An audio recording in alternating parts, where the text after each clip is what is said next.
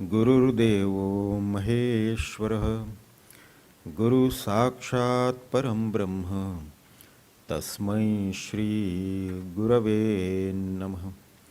तस्मै श्री गुरवे नमः। सदाशिवसमारम्भां शङ्कराचार्यमध्यमाम् अस्मदाचार्यपर्यन्तां वन्दे गुरुपरम्पराम्।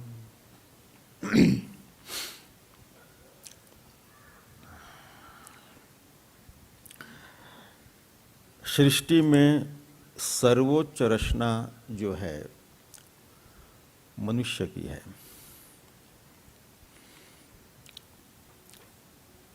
सर्वोच्च रचना इसलिए भी कहा जाता है क्योंकि मनुष्य मात्र में बुद्धि है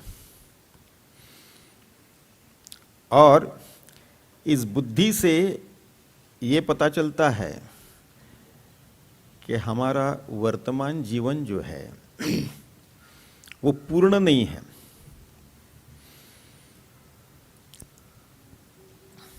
इस बुद्धि से विचार करने से ये समझ में आता है ये तो अपूर्ण है, दोष सहित है, सीमित है, बंधन में है।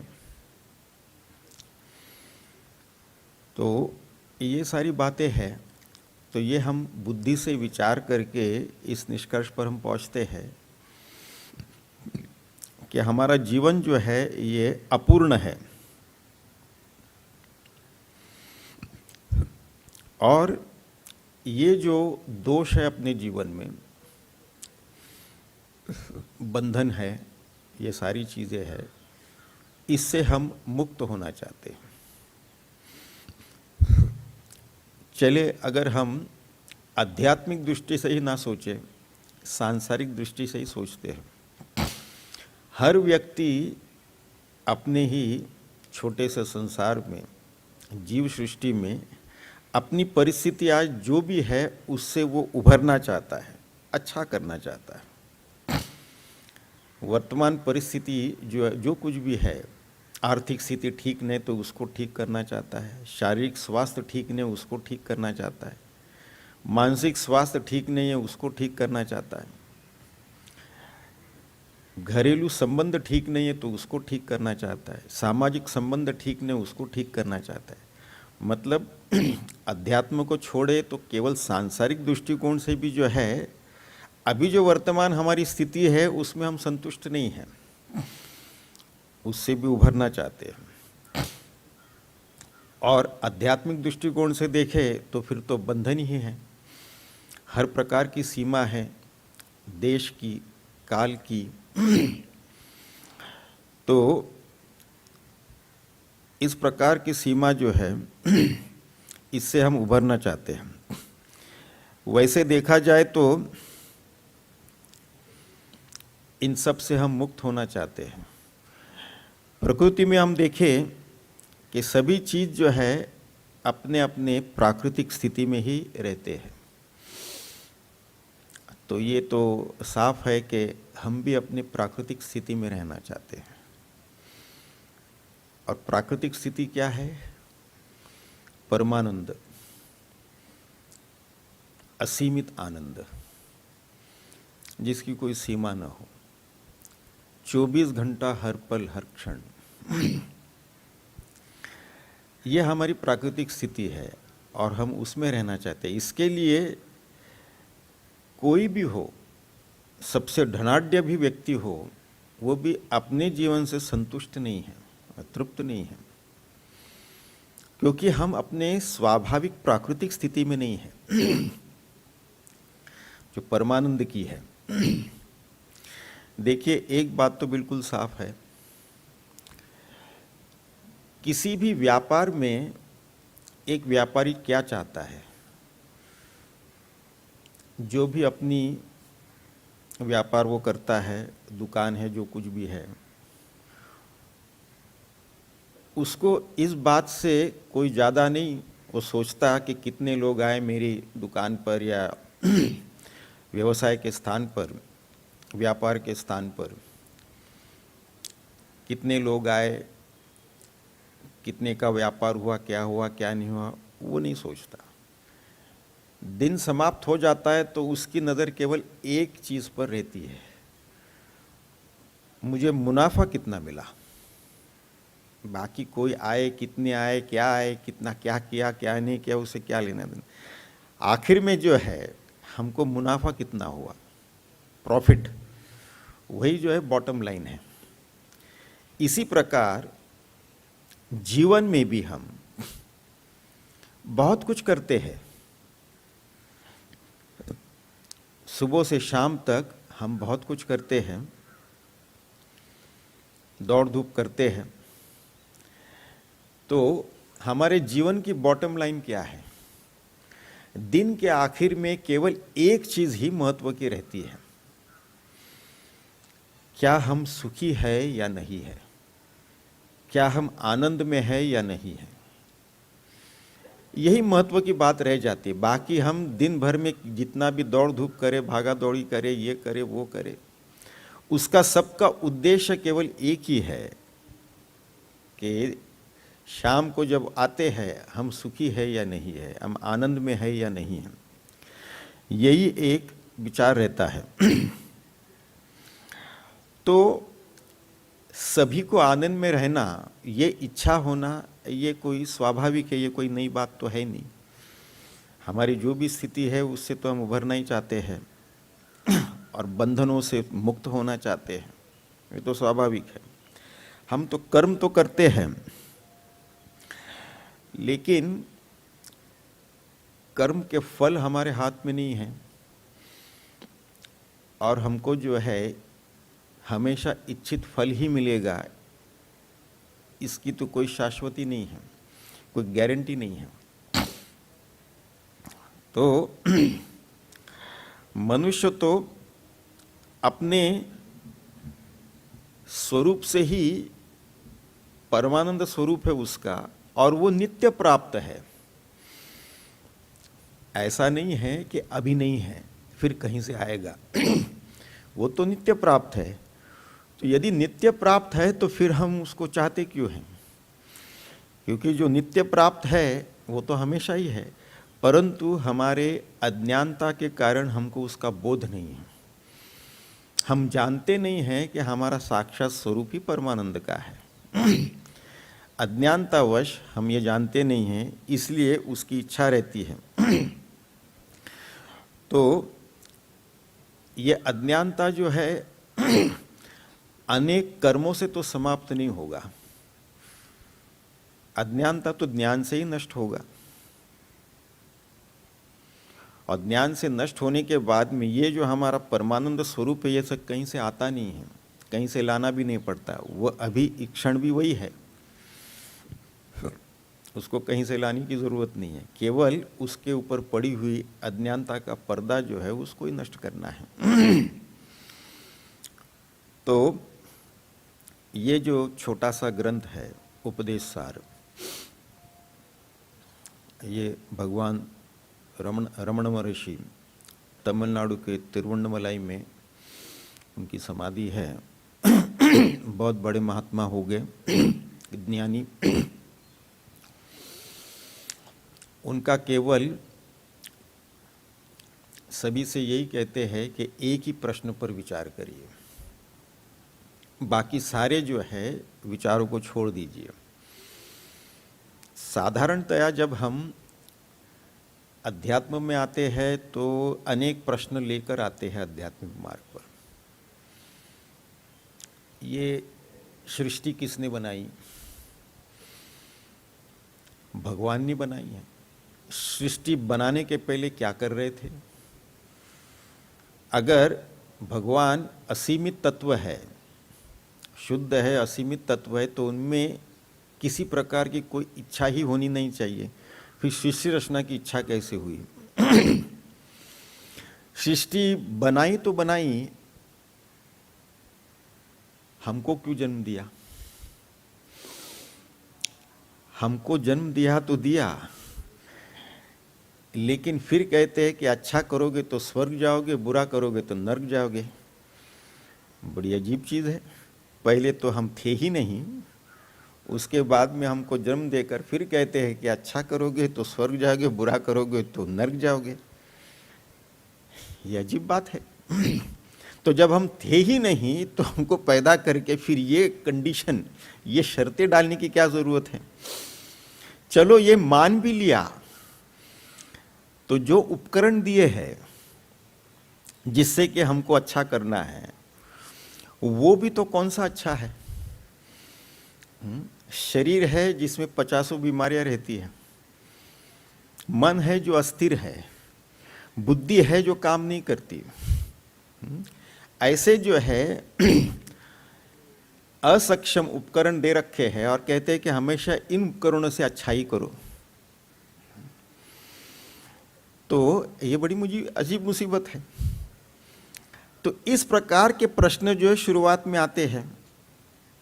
सृष्टि बनाई तो क्यों बनाई, सृष्टि बनाई तो फिर हमको क्यों बनाया, फिर हमको बनाया तो ये जो है शर्तें क्यों रखी, इस प्रकार की। लेकिन भगवान रमण महर्षि का जो है उनका लक्ष्य केवल एक ही है, बाकी के सारे जो है प्रश्नों को छोड़ दो, केवल एक प्रश्न का ही उत्तर देना है हमको, एक प्रश्न का उत्तर ही हमको खोजना है। वो क्या है? मैं कौन हूँ? भगवान है नहीं है, कहाँ है, कैसे है, सृष्टि क्यों बनाई, कब बनाई, कैसे बनाई, इसके पीछे का रहस्य क्या है, ये सब जानने की जरूरत नहीं है। क्योंकि सृष्टि के जो बनाने की जो प्रक्रिया है हमारे ही शास्त्रों में, अलग अलग शास्त्रों में अलग अलग प्रकार से बताए गए हैं। ये सृष्टि रचना सिद्ध करने के लिए नहीं है, ये सृष्टि के बारे में सोचने के लिए है। परंतु हमारा अस्तित्व जो है ये तो सत्य है, हम है, इसमें तो किसी को कोई शंका नहीं है। कोई नास्तिक होगा उसको तो भगवान की भी शंका होगी, है नहीं है, फिर कब हो गई, कैसे हो गई ये सृष्टि रचना, उसके ऊपर अनेक शंकाएं होती है। लेकिन एक नास्तिक को भी अपने अस्तित्व पर कोई शंका नहीं होती। तो बात यह है कि अपने अस्तित्व को हम नकार नहीं सकते, यही परम सत्य है। वेदांत के दृष्टिकोण से ये परम सत्य है जिसको भक्तगण भगवान कहते हैं। तो भगवान श्री रमण महर्षि का इसी पर जो है लक्ष्य था कि अपने आप से पूछे मैं कौन हूँ और इसके उत्तर के खोज में रहिए, बाकी के सारे छोड़ दीजिए। उसी के साथ ये जो उपदेश सार की रचना कैसे हुई, इसके पीछे की एक छोटी सी कथा है। तमिलनाडु में एक तमिल कवि श्री मुरुगनार मुरुगनार जो थे वो पौराणिक के कुछ कथाओं को तमिल कविता में रचना कर रहे थे। तो उसमें जो है एक प्रसंग आता है, दारू का वन का प्रसंग आता है, जहां पर कुछ तपस्वी, उनका ये मानना था कि कर्मकांड से हर प्रकार का फल प्राप्त किया जा सकता है, और वो समझते थे कि कर्म ही स्वतंत्र है फल देने में, हमको जिस प्रकार का जैसा फल चाहिए हम सारे प्राप्त कर सकते कर्म से, कर्म कांड से, याग हवन वगैरह करके। तो दारू का वन में ये तपस्वी लोग उसी में लगे हुए थे। अब उनको भगवान, साक्षात भगवान शिव जी ज्ञान देना चाहते थे, कर्म की सीमा भी समझाना चाहते थे कि कर्म से जो है मोक्ष की प्राप्ति नहीं हो सकती। तो भगवान, साक्षात भगवान एक सुंदर युवक के रूप में दारू का वन में आए। तो ये जो तपस्वी लोग कर्मकांड में लगे हुए थे, उनकी पत्नियां उस सुंदर युवक से आकर्षित होकर उनके मोह में उसके पीछे पीछे जाने लग गए।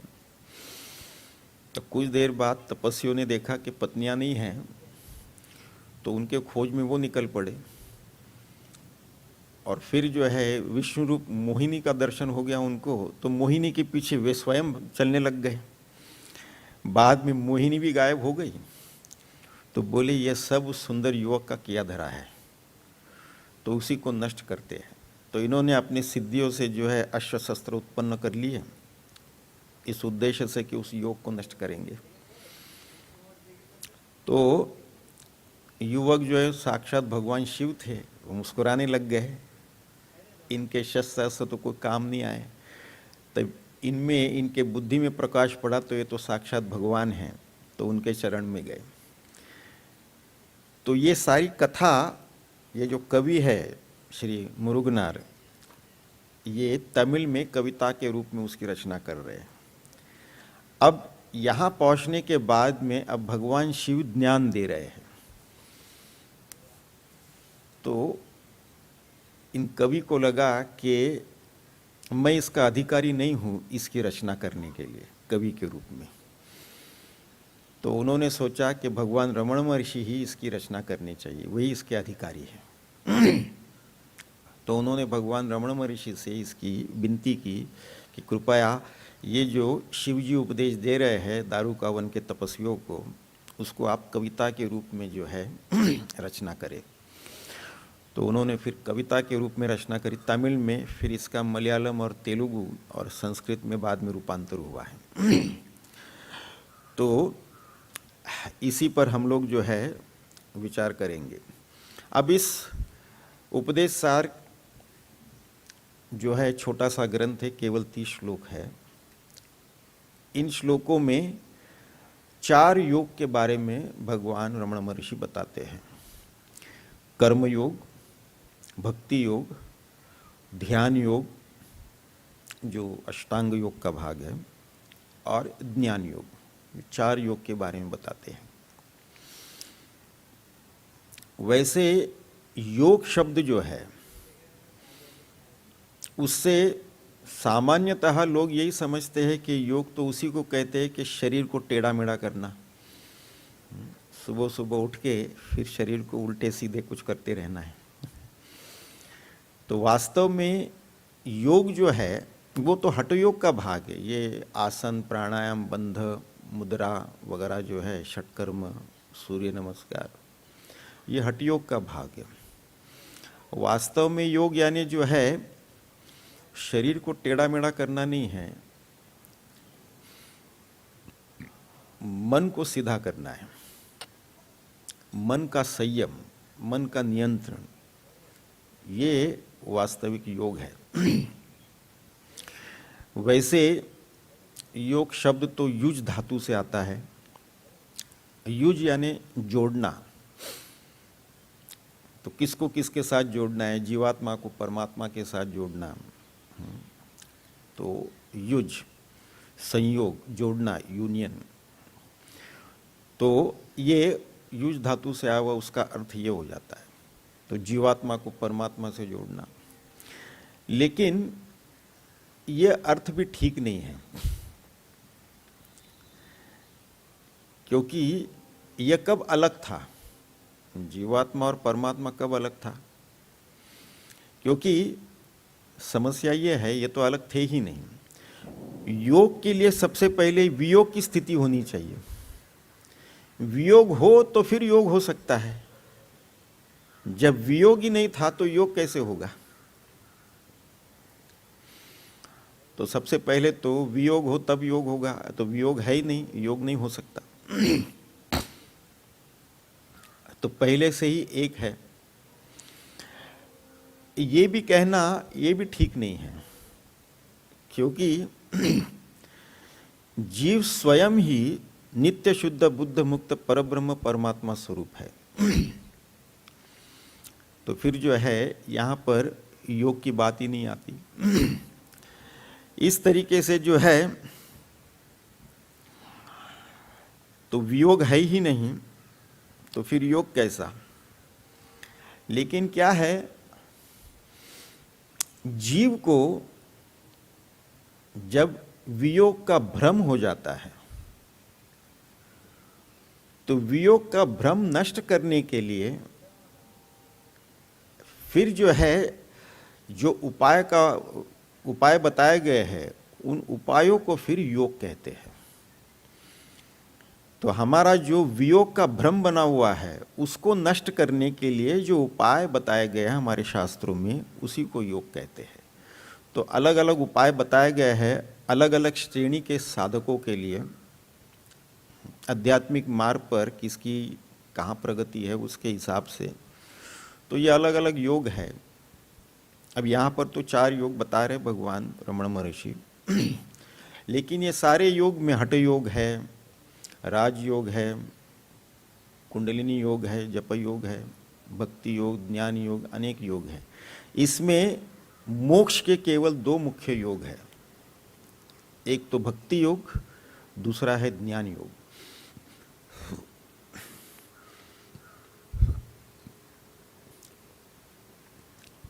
यही 2 मोक्ष के मार्ग हैं। भक्ति योग में मानना है और ज्ञान योग में जानना है। या तो मानो या तो जानो। मानने में दिक्कत हो रही है तो जान लो, जानने में तकलीफ हो रही है, बड़ा कठिन है तो मान लो। ये 2 ही मार्ग है, भक्ति और ज्ञान, मोक्ष के और दोनों मार्ग से लक्ष्य एक ही है। तो ये 2 मार्ग पे चलते हैं। कर्म जो है ये तो स्वतंत्र नहीं है, इसके लिए इसकी जो है सीमित ही फल मिलते हैं। अब हम लोग इस पर विचार करते हैं। सर्वप्रथम श्लोक जो है लेते हैं विचार करने के लिए। सर्वप्रथम श्लोक है कर्तुराज्ञया प्राप्यते फलम कर्म किम परम कर्म तज्जडम। कर्तुः आज्ञया प्राप्यते फलम कर्म किम परम कर्म तज्जडम। इसका रूपांतर तो सरल है। कर्तुः आज्ञया प्राप्यते फलम, भगवान की आज्ञा से ही जो है ये कर्म होता है और कर्म के फल की प्राप्ति होती है। कर्म किम परम कर्म तज्जडम, कर्म कैसे श्रेष्ठ है, कर्म तो जड़ है। अब इस पर विचार करते हैं। हमको लगता है कि हम कर्म करने में स्वतंत्र है। हम कर्म करते फल मिलता है। किसान है, किसान जो है वो अपना खेती पर हल चलाता है, बीज बोता है और फिर जो है फसल काटता है। तो ऐसे लगता है कि फल प्राप्ति में कर्म स्वतंत्र है, परंतु ये ऐसा है नहीं। कोई भी कर्म करने के लिए कर्ता, कर्म और क्रिया ये तीनों की आवश्यकता होती है। कर्म करने वाला होना चाहिए और कर्म और फिर उसकी क्रिया, ये 3 चीज़ें होती है उसमें। और ये तीनों चीज़ें स्वतंत्रता रूप से फल नहीं दे सकता। कर्ता केवल है तो कर्ता तो फल नहीं प्राप्त कर सकता है वैसे भी, जब तक कि वो कर्म और क्रिया नहीं करता। क्रिया तो है लेकिन अगर करने वाला कर्ता नहीं है तो क्रिया और कर्म की भी जो है उसका कोई अस्तित्व नहीं रहता फिर। तो ये तीनों एक दूसरे पर निर्भर है, कर्ता और कर्म और क्रिया। तब जाकर जो है कर्म होता है, क्रिया होती है, उससे फल की प्राप्ति होती है। तो कर्ता अकेला भी जो है कर नहीं सकता कुछ, उसको तो क्रिया की ज़रूरत है, कर्म की ज़रूरत है। तो 3 में से अगर एक भी ना हो तब तो ये नहीं होगा, एक दूसरे पर निर्भर है। उसके अलावा किसान के बिना हल भी नहीं चल सकता, हल को चलाने के लिए भी किसान चाहिए। इस तरीके से जो है किसान ने हल चलाया और उसमें बीज भी बोए। अब ये 2 काम होने के बाद में फिर किसान को प्रतीक्षा करनी पड़ती है, किसी दूसरे चीज़ों पर निर्भर होना पड़ता है। फिर समय पर बारिश हो, पर्याप्त मात्रा में बारिश होनी चाहिए और पर्याप्त काल के लिए। असमय में बारिश हो गई, असमय बारिश हो गई, जब होना चाहिए तब नहीं हुआ, जब नहीं होना चाहिए तब हुआ, तब तो नुकसान है। और जितनी मात्रा में होना चाहिए उससे ज़्यादा हो गया तब भी नुकसान है, कम हो गया तब भी नुकसान है।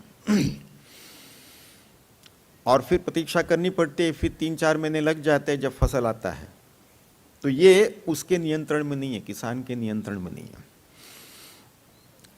तो इस तरीके से देखा जाए तो ये कर्म जो है ये स्वतंत्र नहीं है फल देने में। अगर जीव स्वतंत्र होता, फल उत्पन्न करने में यदि स्वतंत्र होता तो हमेशा उसे इच्छित फल ही मिलता, अनिच्छित फल तो कभी नहीं मिलता। क्योंकि कर्म करने के बाद में कोई और तत्व भी है जिसके जरिए ये फल आता है।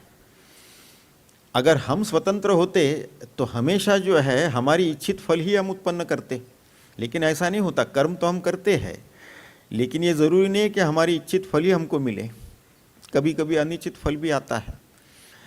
किसान जब हल चलाता है और बीज बोता है तो उसकी तो इच्छा यही होती है कि फसल बढ़िया हो, लेकिन इच्छा के विरुद्ध भी कभी होता है, क्योंकि अनेक दूसरे कारण होते हैं उसके।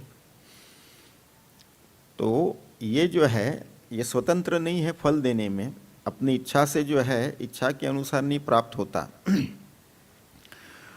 इसी प्रकार जो है कर्म तो जड़ भी है, पराधीन तो है ही, अन्य चीज़ों पर निर्भर भी है, ऊपर से ये जड़ है, ये कोई चैतन्य रूप तो है नहीं ये।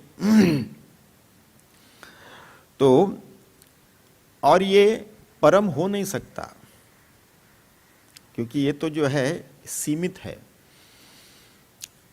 कर्म करने वाला उसके जो उपकरण है ज्ञानेंद्रिय ये सीमित है, कर्मेंद्रिय ये सीमित है।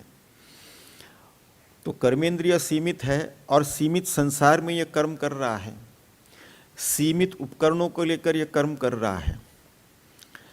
तो ये जो है इसका फल तो जो है ये भी जो है सीमित ही होगा, असीमित तो हो ही नहीं सकता।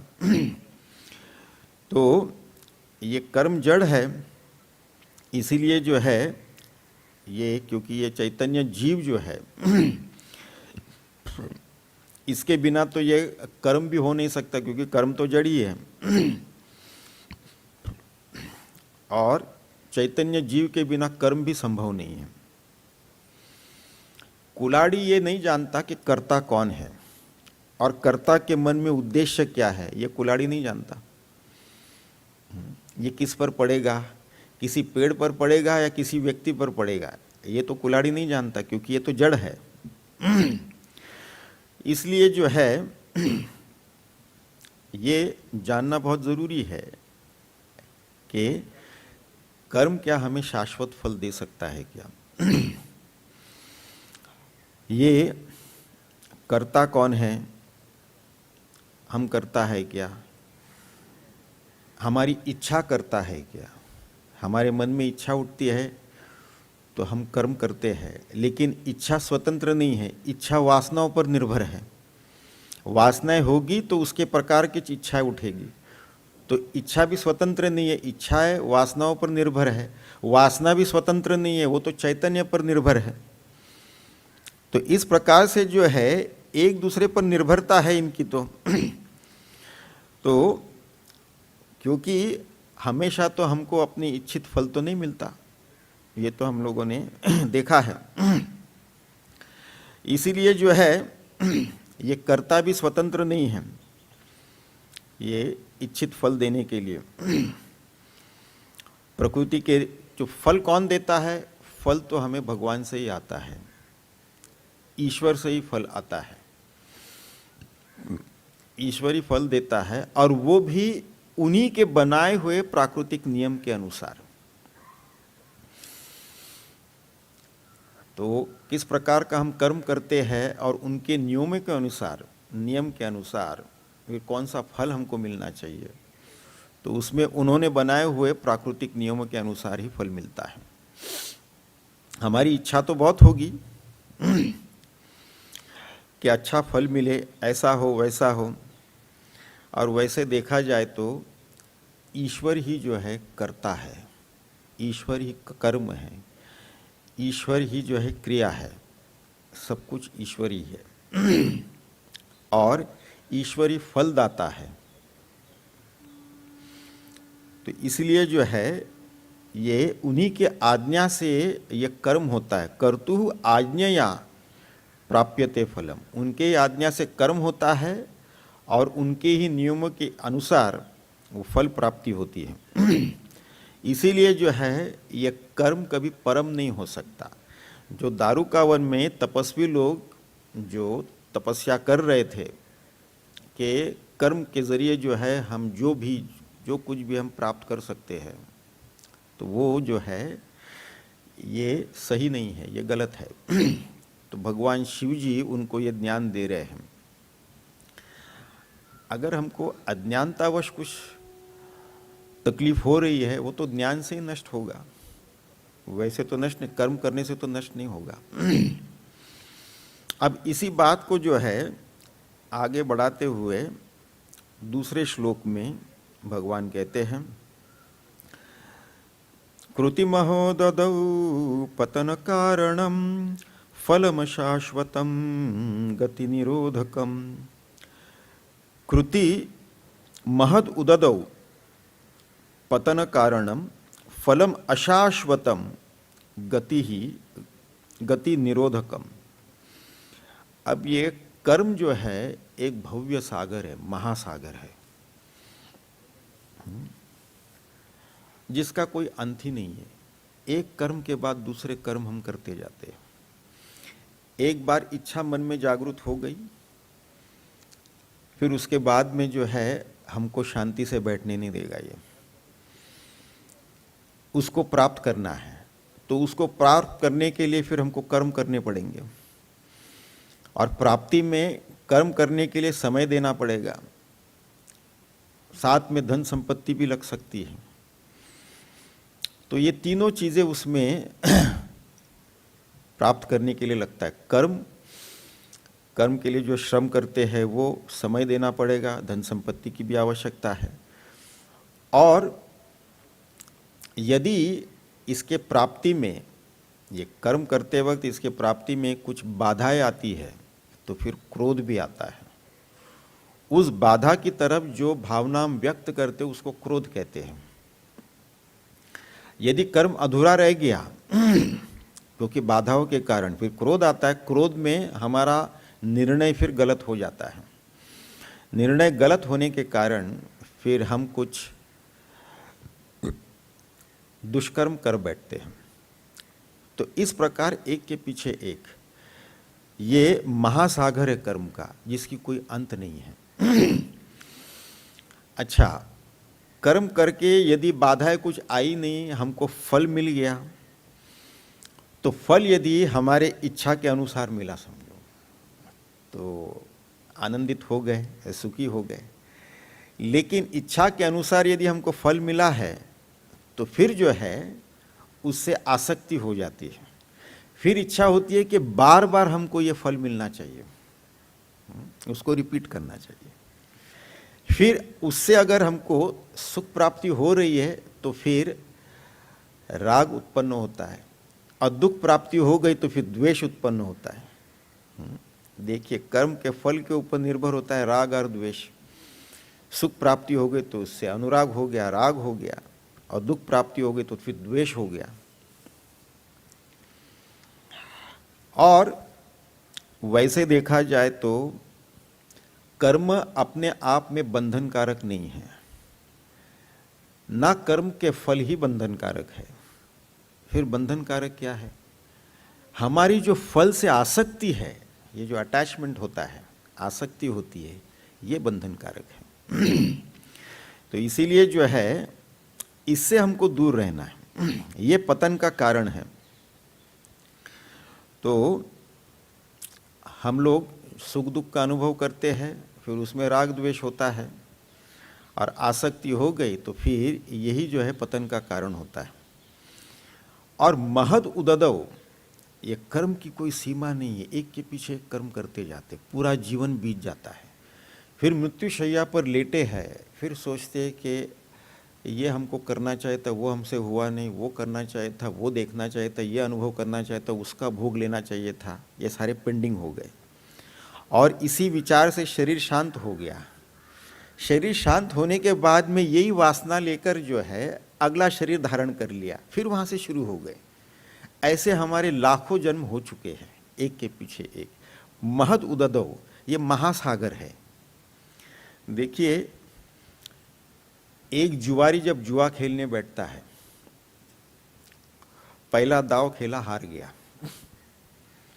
हारने से वो उठेगा क्या? वहां से नहीं उठता वो। फिर दूसरा दाव, अगले दाव में मैं जीतूंगा। दूसरा दाव लगाया, फिर हार गया। फिर तीसरा, फिर हार गया। फिर चौथा, हार गया।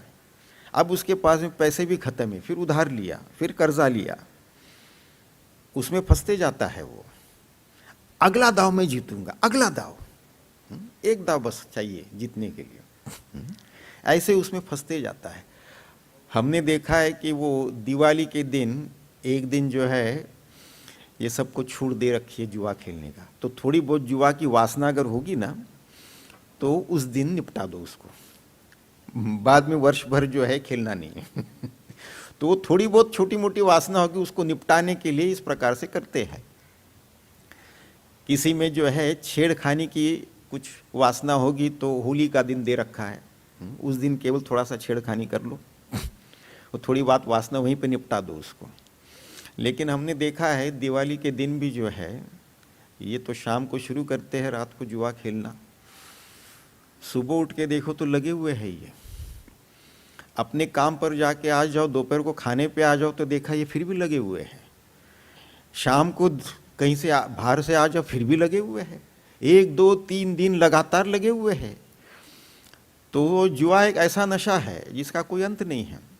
महद उददौ, ये महासागर है कर्म का, इसका कोई अंत नहीं है, वो उसमें फंसता ही जाता है।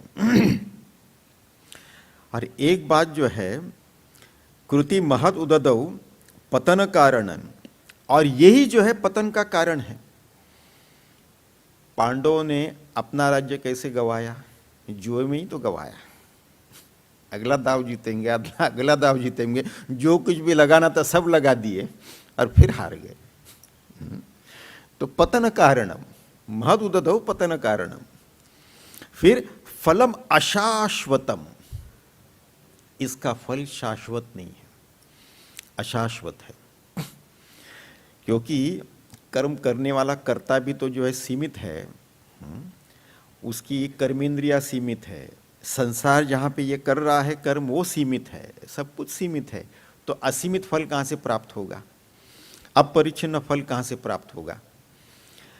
कई दूसरे धर्मों में बताते हैं कि यही एक जन्म है आपका, यहाँ पे जो कुछ भी आपने किया है उसके अनुसार आपको मिलेगा, उनके हिसाब से उनके स्वर्ग जाएंगे और वहाँ पे परमानेंट रहेंगे हमेशा के लिए। या फिर जो है अगर वो कर्म ठीक नहीं हुआ है तो फिर आप उनके अनुसार उनके नरक में जाएंगे और वहाँ पे आप परमानेंट रहेंगे हमेशा के लिए। ये बात जो है, ये गणित जो है दिमाग में बैठता नहीं है। इसका अर्थ ये हो गया कि हम जो है सीमित आयु में, सीमित कर्मेंद्रियों के जरिए, सीमित संसार में सीमित कर्म कर रहे हैं, और फिर जो है उसका जो है असीमित फल हमको मिल रहा है कि परमानेंट हम स्वर्ग में रहेंगे या परमानेंट हम नरक में रहेंगे। ये गणित बैठता नहीं है। तो फलम अशाश्वतम, स्वर्ग जो है सनातन धर्म में तो स्वर्ग भी जो टेम्पररी है, अशाश्वती है, स्वर्ग भी, नरक भी अशाश्वत है, वो भी परमानेंट नहीं है, वो भी टेम्पररी है। तो कर्म यहां पर जो है सीमित है, तो उससे प्राप्त होने वाला फल भी सीमित है, असीमित हो ही नहीं सकता। फलम अशाश्वतम गति निरोधकम, फिर ये जो है हमारी गति में बाधक बनता है। ये कैसे बाधक बनता है? एक के पीछे एक कर्म करते जाते हैं और उसमें तृप्ति नहीं प्राप्त होते हैं, और उसके कारण हम और कर्म में पड़ते जाते हैं। ये तो हमने देखा, जुए का उदाहरण देखा, जुआरी का उदाहरण, वो तो उसके पीछे करते जा रहा है, अगला दाव मैं जीतूंगा, और सब कुछ दाव पे लगा देता है, फिर कंगाल होकर ही निकलता है वहाँ से। फिर उसकी वासना तो समाप्त नहीं हुई है, अब वही शरीर जो है छोड़ दिया, दूसरे शरीर धारण कर लिया, फिर वहीं से शुरू कर दिया। तो जो है ये गति में हमारा निरोधक बनता है। यह अशाश्वत फल जो है, एक तो कर्म का सागर है, करते करते जा रहे हैं और उसका फल अशाश्वत है, और अशाश्वत फल होने के बाद भी जो है उसमें जो है किसी तरीके से हम सोचते हैं कि शाश्वत रहे। भगवान से जब हम प्रार्थना करते हैं, दो प्रकार की प्रार्थना करते हैं भगवान से। एक प्रार्थना करते हैं हमारी अभी की स्थिति बहुत बढ़िया है, हे भगवान इसे बनाए रखिए। ये भगवान की बस की बात नहीं है, क्योंकि भगवान ने ही बनाया है नियम कि कोई भी चीज जो है एक जैसा रहता नहीं है, हमेशा उसमें विकार होते रहते, बदलते रहता है। तो भगवान को ये कहना, भगवान को कह रहे हैं कि आप अपने बनाए हुए नियम के विरुद्ध जाकर जो है हमारी स्थिति जो है अब बहुत बढ़िया है, इसी को जो है रखे, संभाले रखे, नहीं होगा। दूसरा जो है वो कहते हैं कि अपने, तो ये तो प्रार्थना जो है ऐसे, और दूसरी प्रार्थना तो जो है वो तो लिस्ट ही देते हैं भगवान को कि हमको ये चाहिए, वो चाहिए, ऐसा चाहिए, वैसा चाहिए। भगवान को जो है एक दुकानदार समझ के शॉपिंग लिस्ट लेके पहुंच जाते हैं। मंदिर में जा रहे भाई, दुकान पे थोड़ी ना जा रहे। तो जो है ये तो प्रार्थना नहीं होती वहाँ पर, या तो लिस्ट का देना है या फिर कहते हैं कि हमारी स्थिति बनाए रखे, अब बहुत बढ़िया है, इसी को बनाए रखे। ये दोनों काम नहीं होगा। भगवान कहते हैं कि हम स्वयं अपने आप को देने के लिए बैठे हुए हैं, हमको मांगने तो नहीं आता, ये छोटी मोटी चीजें संसार की मांगने आ जाते हैं। तो फलम अशाश्वतम गति निरोधकम, इसके आगे की बात जो है हम अगले सत्र में लेते हैं।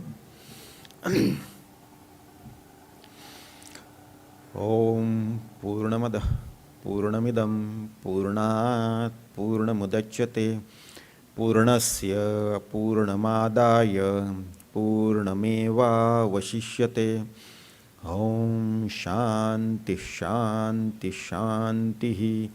हरि ओम। श्री गुरुभ्यो नमः। हरि ओम।